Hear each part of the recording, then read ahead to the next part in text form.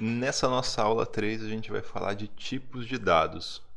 A gente viu na aula passada que quando a gente faz uma atribuição, a gente está alocando um pedaço da memória, está deixando uma determinada informação em um pedaço de memória. Só que as informações elas são diferentes. Elas ocupam lugares diferentes na memória, elas precisam de espaços diferentes. Então, dentro de toda a linguagem de programação, você tem tipos de dados diferentes. É importante a gente conhecer esses tipos de dados porque eles podem gerar problemas se a gente está trabalhando com dados errados. O Python ele é muito bom para isso. Ele faz conversão de tipos de dados sem você pedir para ele, na maior parte das vezes. Então vamos dar uma olhada antes de eu dizer o que é isso. Então eu vou falar dos tipos básicos de variáveis que a gente tem aqui no Python. Seriam essas quatro. A gente tem as variáveis do tipo texto, onde ele faz uma atribuição automática, ele faz a associação automática, que é uma variável tipo texto, quando você faz uma atribuição com algo entre aspas, seja aspas simples ou aspas duplas. Vamos ir colocando aqui. Vou colocar um código aqui. Por exemplo, eu vou criar a nossa variável 1, olá mundo. Olá mundo, então na variável 1 é atribuído esse valor, olá mundo, e ela é uma variável do tipo string, uma variável do tipo texto, que no Python é abreviado para str. Então, vamos lá, a gente tem a nossa primeira variável, lembra? Uma das variáveis tipo texto, tipo string. Outra variável vai ser uma variável do tipo inteiro. Vocês concordam comigo que alocar um número inteiro na memória é diferente de alocar um número decimal? Um número inteiro, o que ele tem? Ele tem só a parte decimal, né? Não tem a parte fracionária. Um número, o que vai ocupar mais espaço na memória de um computador? Alocar um número inteiro ou alocar um número decimal? Por mais que esse número decimal seja basicamente um número inteiro. O computador ele diferencia isso. Então, vamos colocar aqui um número, uma variável 2, recebe 10. A partir do momento que eu coloco que ela recebe 10, o Python sabe que ela é uma variável do tipo inteiro. Ele faz essa atribuição para nós, ele mesmo. Próximo tipo de variável que a gente tem é um número decimal, que se chama em computação de ponto flutuante, ou em inglês de float. Então, se eu fazer uma atribuição com 10.42, por exemplo, o Python já sabe que isso não é um texto, não é um número inteiro, isso aqui é um número decimal. Então, ele faz a atribuição automaticamente para a variável 3, que ela é um número decimal. E por fim, eu acho que a última que pode ser importante para nós, apesar de existir outros tipos, né? Seria a variável do tipo booleana. É a menor variável que tem e mesmo assim é muito importante. A variável booleana é uma variável lógica que ela só tem dois valores, 0 e 1, ou verdadeiro e falso. E apesar de parecer que não tem utilidade isso aqui é muito útil. Então vamos lá, vamos criar uma variável booleana. A variável booleana ela só recebe esses dois valores aqui. Se você falar que ela recebe true com T maiúsculo, ela recebe o valor verdadeiro ou o valor 1. Na verdade, na memória nem aloca verdadeiro, na memória aloca 1. Olha o tanto de memória que ocupa, nada praticamente, né? E se você colocar false com F maiúsculo, ela recebe o valor 0. Mas sempre que a gente for imprimir, ela vai imprimir sempre true ou false.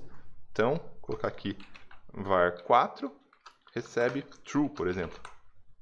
Então temos as quatro variáveis aqui, os quatro tipos de variáveis. Para a gente checar o tipo de uma variável, a gente pode usar a função type. Então, eu posso colocar aqui, ó. Então eu vou daqui, ó, eu não estou imprimindo nem nada, não vai acontecer nada. Rodei. Mas eu quero ver o tipo de variável. Então, type var 1. Como eu não estou imprimindo nada, aqui no Google Colab, se você colocar um comando que geralmente sai uma impressão, um único comando, ele imprime. Então eu vou colocar aqui, ó, mesmo sem imprimir.